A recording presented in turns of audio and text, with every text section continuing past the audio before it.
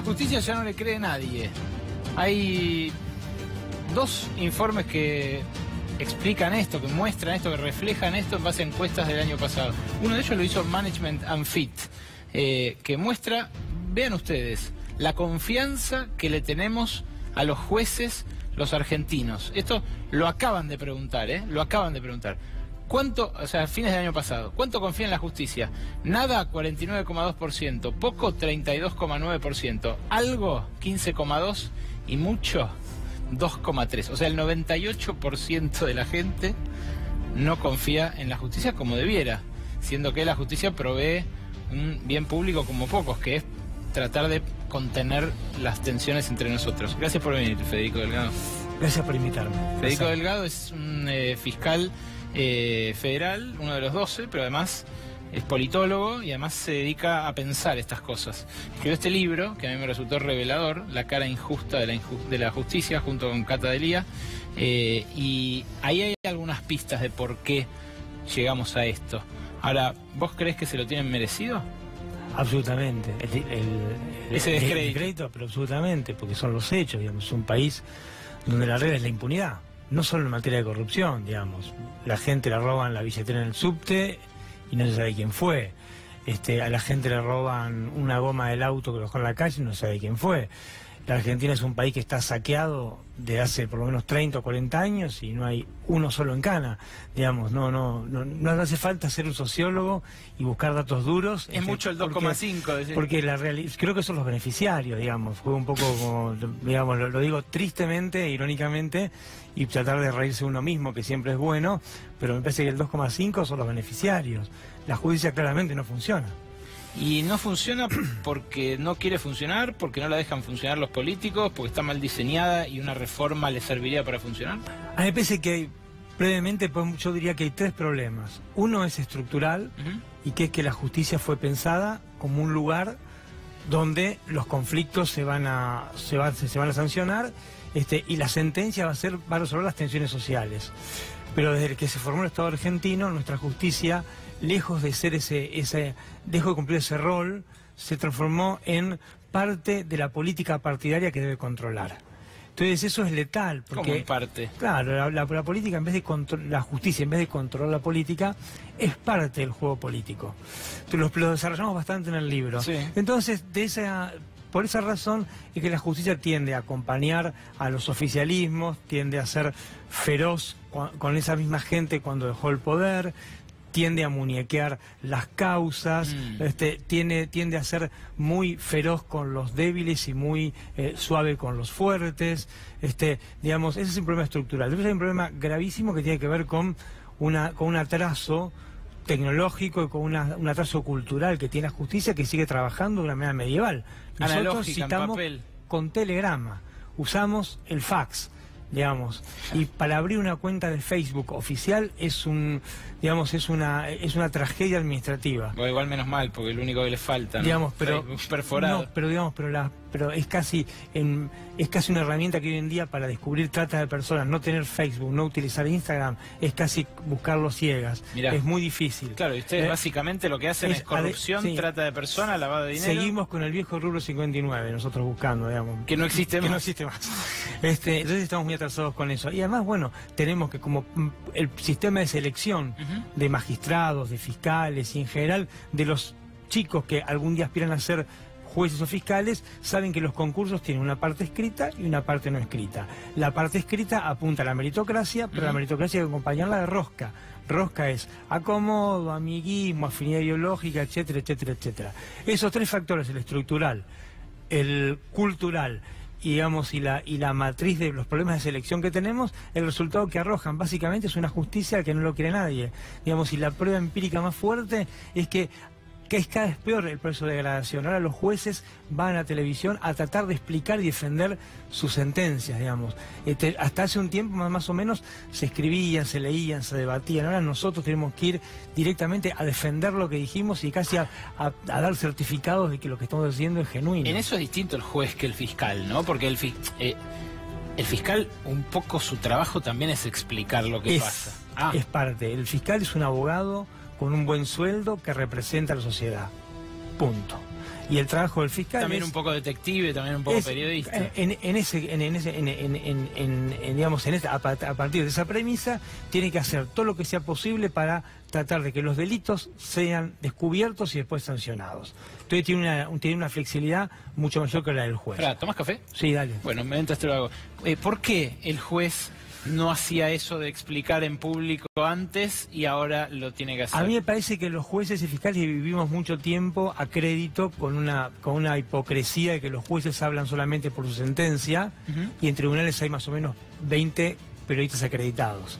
O sea que o todos leen las sentencias o el off the record es una usina de información que permanentemente alimenta a los más media. Pero me parece que el problema de legitimidad que tenemos, la falta de credibilidad, que lo refleja un poco la encuesta que citábamos al principio, hace que no quede otra alternativa que salir a defender y explicar lo que los jueces hacen, porque la justicia no deja contento ni al que gana ni al que pierde. Gracias. Bueno, es lo que ahora empezamos a ver. Y ese es el fin. Claro. Ese es el fin. Porque la semana pasada, bueno, hubo un fallo de la Corte Suprema que desarmó un tribunal que supuestamente iba a apurar los juicios contra Cristina Kirchner. El viernes se dio el fallo de la Cámara que revisó la prisión preventiva que había dictado Ercolini sobre el dueño de estos medios, del Grupo Indalo en general, del cual habla todo el país como si fuera el único tema de agenda política. Pero antes también los kirchneristas decían, apuran las prisiones preventivas contra nosotros y hay como 30 presos, porque están apretados, porque el macrismo los destituye. ¿Eso es lo que ustedes llaman la plancha o la aceleración? Absolutamente.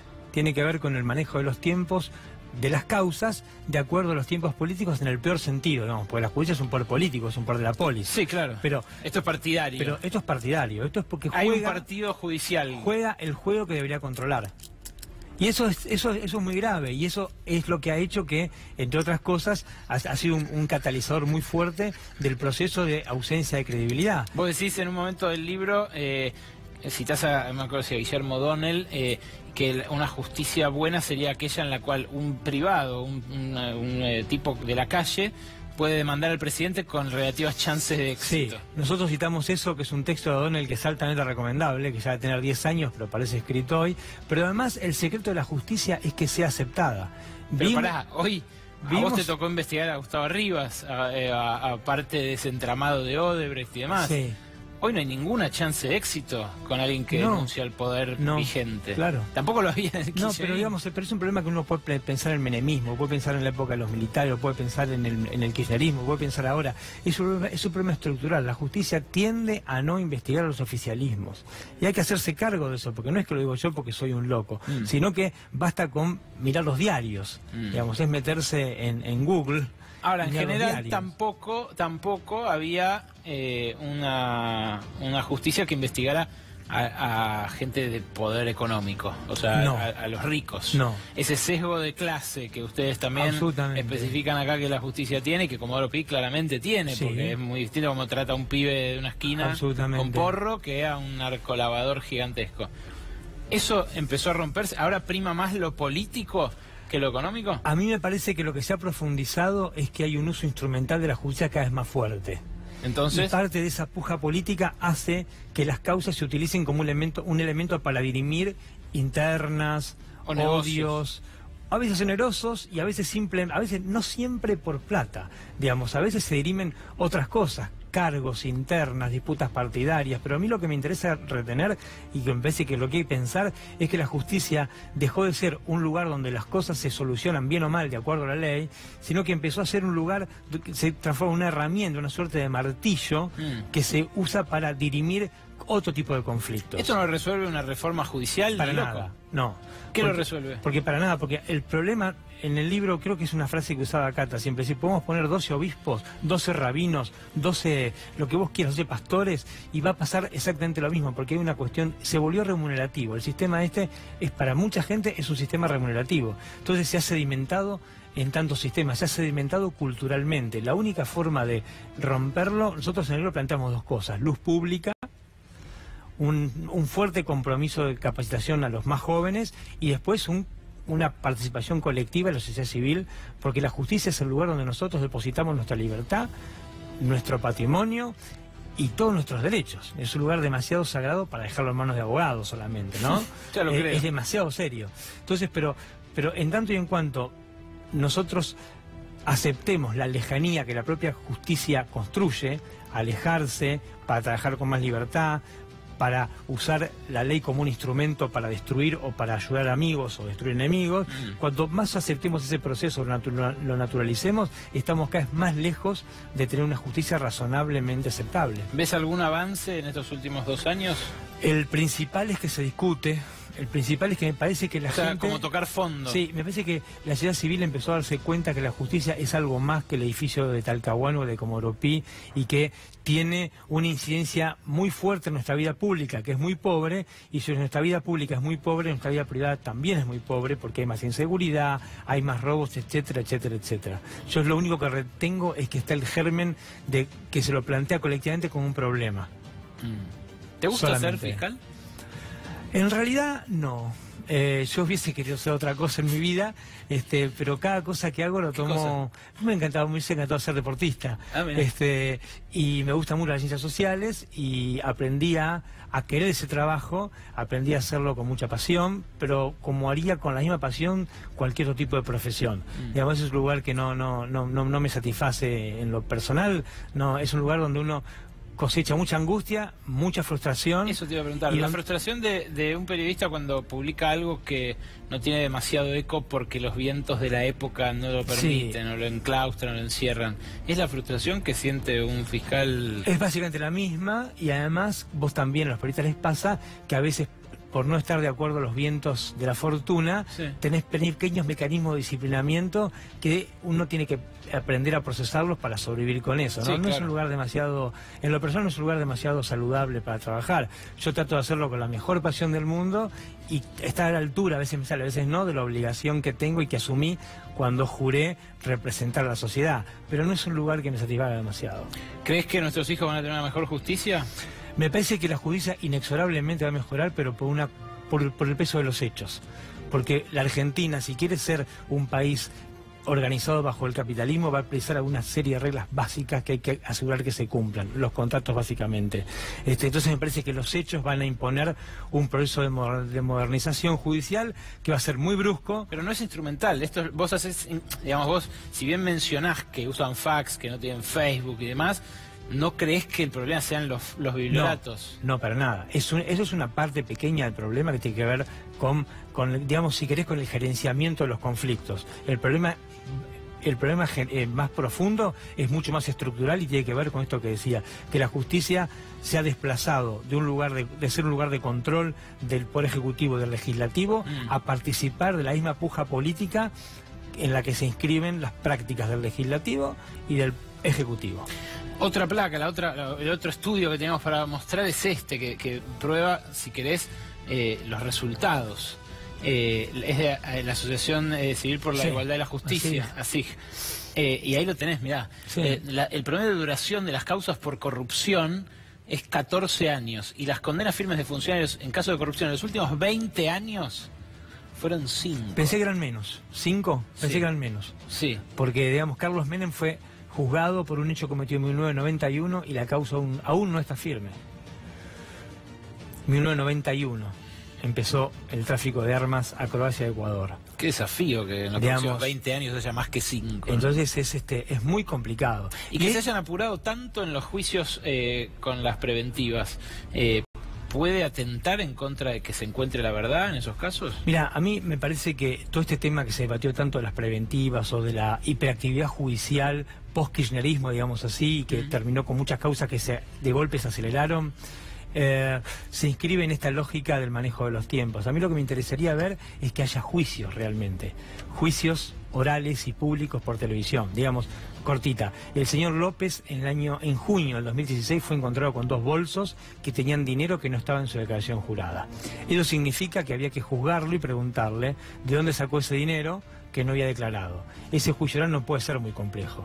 López desde ese 14 de junio, 16 de junio, está casi en condiciones de ir a un juicio oral. Estamos en 2018. ¿Vos viste el juicio? No, ¿y por qué? Yo tampoco. Porque la justicia argentina me parece que tiene otro rasgo terrible, que es que no enjuicia, somete a proceso a las personas. Las deja 10, 12, 14 años procesada. Bueno, Vudú pero no hace los juicios orales. Vudú estuvo procesado desde 2009 por algo que el juez Torres lo citó apenas cambió el gobierno en un par de meses. Es así. Es una denuncia. Yo pedí que se investigue a Vudú por los autos esos cuando en el año 2009, creo que era en septiembre-octubre, y lo citaron a que dé explicaciones en el 2016. Digamos, ese es el problema de la justicia. Y vos fíjate que Vudú todavía no fue a un juicio oral por eso. O sea que si las cosas siguen así, los juicios que se están acumulando y que en algunos casos se archivan, como archivó Rafecas ahora el de las autopistas en enero, o como se archivaron antes o se dictaron la falta de mérito en Odebrecht y en todos esos escándalos de papers internacionales, pueden avanzar si cambian los vientos. Yo no sé si, aunque porque cambian los gobiernos y lo que avanza es la primera etapa del proceso, que es el procesamiento y la prisión preventiva, pero el juicio, que digan culpable o inocente, 10 años de prisión, se va a su casa y le pide perdón, ¿cuántos viste? No, ninguno. Ese es el problema. Federico Legado, gracias por venir a Brotes Verdes. Gracias por invitarme. Antes de irnos, quiero mostrarles una cosa de Luciano Galup. El Fondo Monetario, la jefa del Fondo Monetario, Christine Lagarde, dijo que le parecía asombroso lo que estaba haciendo el gobierno argentino con la economía. Hoy se despidieron los ministros del G20, los presidentes del Banco Central, de los 20 países más poderosos del mundo, que estuvieron aquí en Buenos Aires.